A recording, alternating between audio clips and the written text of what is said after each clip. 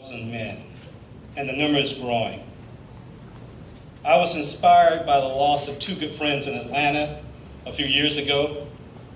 One was a fellow artist like myself.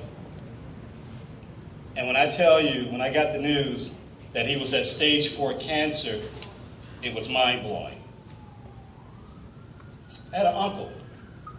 We call him Uncle Henry. And Uncle Henry was one of those typical men who knew that he needed to be checked up for a problem that he had in his stomach and he didn't. And years later, my mother says, "Hey, you need to go see your uncle."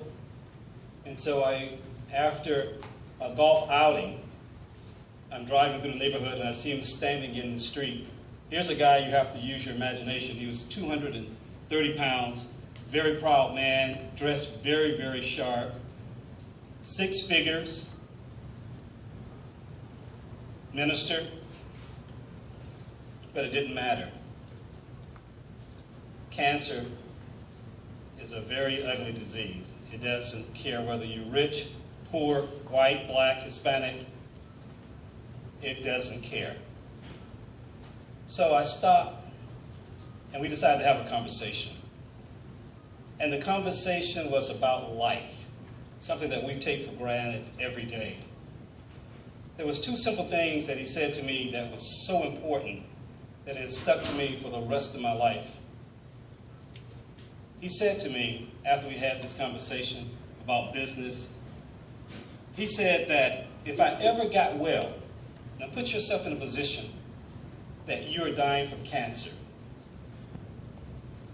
And he says to me, if I ever got well, I'm going to go and smell the roses. Something we say all the time, but we take it for granted. Mm-hmm. But for him, it meant all the world to him at that moment. But here's the thing that blew my mind. Man, can you imagine talking to someone who's dying, and you're looking at him in his face, and you realize that you're not going to ever speak to this person ever again in your life? And he looks at me as I walk away, and he says, "You made my day." Can you imagine that? Can you imagine telling someone, just because you have a conversation, that that person made your day? Money didn't matter. Looks didn't matter. It was about living, or having an opportunity to live one more day free of pain, suffering. That's what happens with a cancer person. If you've never met one, I would suggest that you visit a hospital and just give some of your time. They would appreciate it if you could just walk up to them and say, "Well, hey, is there something I can do for you today?" So I discovered that throughout this whole entire nation, we had no one championing men. No one through this whole entire nation. I looked at myself and thought about all those years that I never heard anyone say anything about men with cancer. After doing some research and as an artist, I discovered that, wow, we don't even have a symbol to represent us. Typically, men don't like to wear ribbons. Sorry, ladies. But I have to give you guys some credit because you do it well. Breast cancer, or whatever it may be, just having someone to talk to, you do it well. Men don't do that. We're a little hard-headed. So I set out on a mission to change the way that we think about men's cancer or about ourselves. So I designed the blue and black necktie. The blue represents hope and faith. The black is for healing. What I'm excited about, we didn't just stop there. We started this mission 2 years and 3 months ago. And let me tell you what has happened. Let me tell you some exciting news. I started out in Fort Lauderdale. pushing for my first resolution to make June Men's Cancer Awareness Month. And we got it.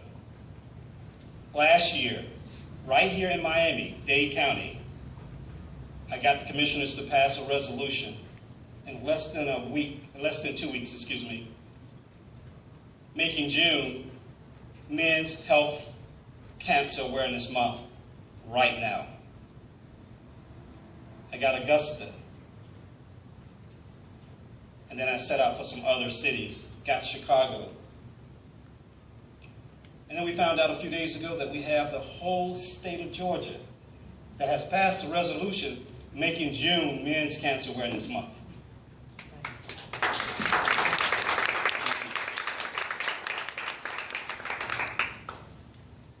But there is some more good news. We're looking forward in a few days, maybe a few weeks. Congress has our draft and has drafted our resolution. And when I go and speak in front of Congress, I'm looking forward to bringing back to the state of Florida, to the United States of America, June as National Men's Cancer Awareness Month.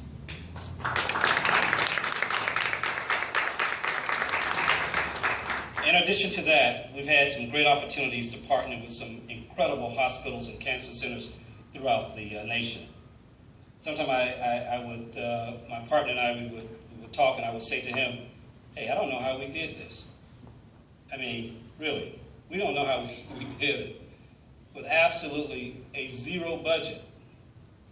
But it goes to show you what it takes if you have the fortitude, the desire, the passion to make something happen.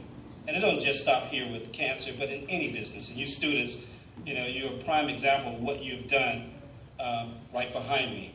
I mean, incredible. Got to give them a hand. Yes. Yes, great. But here's the best part. A few weeks ago in Atlanta, we had a couple of incredible meetings. One with a company by the name of Liquid Soul. Liquid Soul clients are people like Warner Brothers, Lionsgate, Nike, McDonald's, 20th Century Fox, OWN TV. Walmart.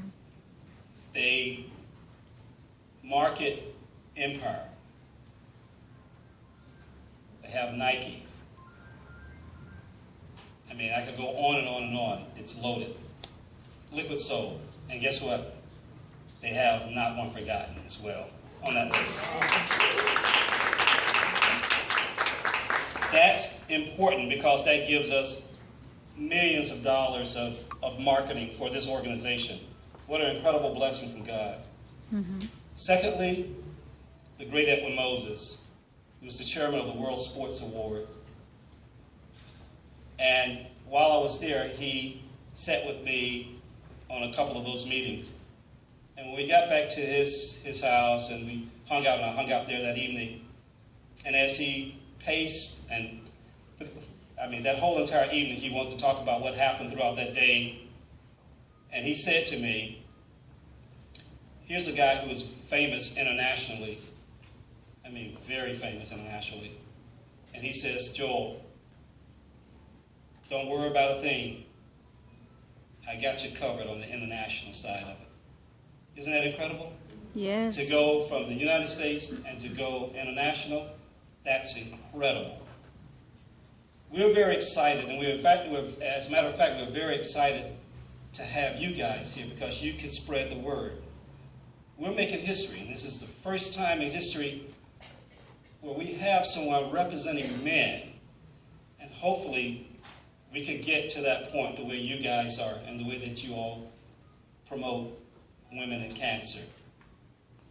I'm going to end it right here because we have some awards that we would like to give, but I would like to ask yourself to give yourself a hand because I can't do this by myself, and by having you here today, I am honored and humbled by your presence. Thank you.